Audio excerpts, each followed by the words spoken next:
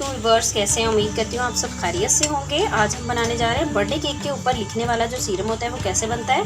उसमें सबसे पहले हमने लिया है तकरीबन हमें 2 चम्मच के करीब चीनी चाहिए।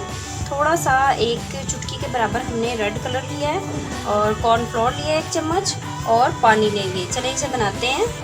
सबसे पहले पैन में जो है वो हम पानी ऐड करेंगे।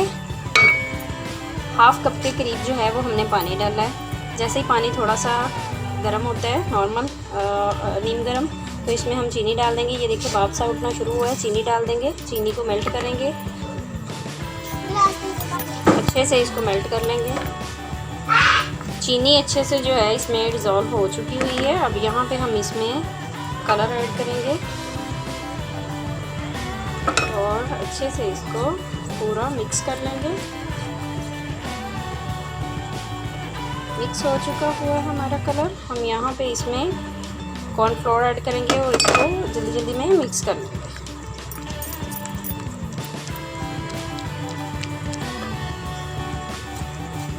देखिए सीरम हमारा जो है वो काफ़ी गाढ़ा हो चुका हुआ है। ऐसा ही हमें चाहिए दिखने के लिए। अब इसको हम जो है फ्लेम ऑफ कर देते हैं और इसे ठंडा कर लेते हैं।